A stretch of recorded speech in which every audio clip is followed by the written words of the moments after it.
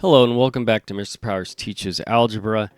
I want to talk to you guys about one thing really quick, and that is parallel lines and perpendicular lines.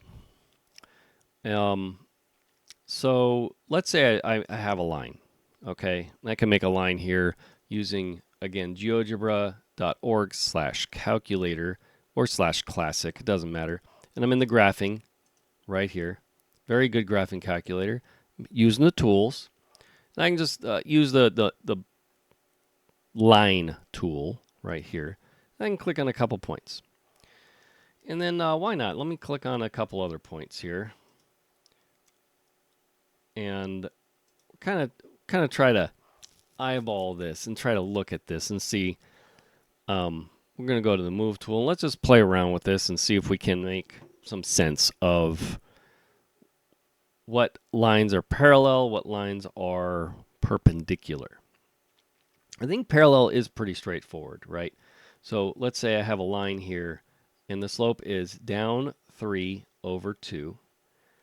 We can see here that this is down 2 over 2 or down 1 over 1. The slopes are not the same.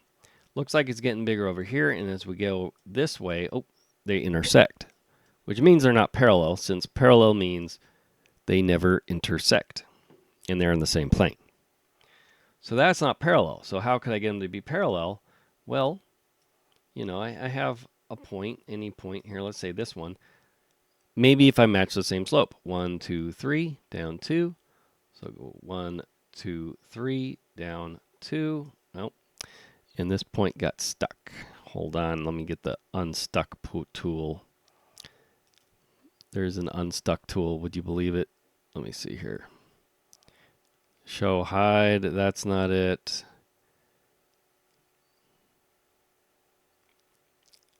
I think this is it. Oh, detach point. There we go. Got to be careful about that. Okay. So again, down 3 over 2. So down 3 over 2. Almost there. There. And we can see now these will never, ever touch, because this point is immediately above this point. As we go down, I'll go down the same mountain over. This is going down the same mountain over. These guys will never be able to touch. So the moral of the story is parallel lines have the same slope. That's pretty easy to get your head around. Now, perpendicular lines may be a little different. Okay? And so let's try to make a perpendicular line. Actually, I can actually just use a tool here, and I think I will. And we'll see if this makes sense. So where is my perpendicular line tool? Here we go. Perpendicular bisector, perpendicular line. So let's start with my first line. I'll just click on this line, and I'll click where I want the perpendicular to be at A, and there it'll be. You know what? No, I don't feel like seeing this other line. Let's make this other one go away. Okay, so now this is what we got. And I think I'll go ahead and let's put a point on here that I can move around, just so we can kind of see. So we can kind of see, like here, we went down 3 over 2, and I would need to go up 2 over 3 to get this perpendicular line. And if I change this over at all, so now it's down 4 over 1, this will have to be up 1 over 4 to give me this right angle here. Okay? So we can kind of see what's happening here. And what's happening is that these slopes are negative reciprocals of each other. And I guess that's really all I want to say, is that these slopes are negative reciprocals of each other.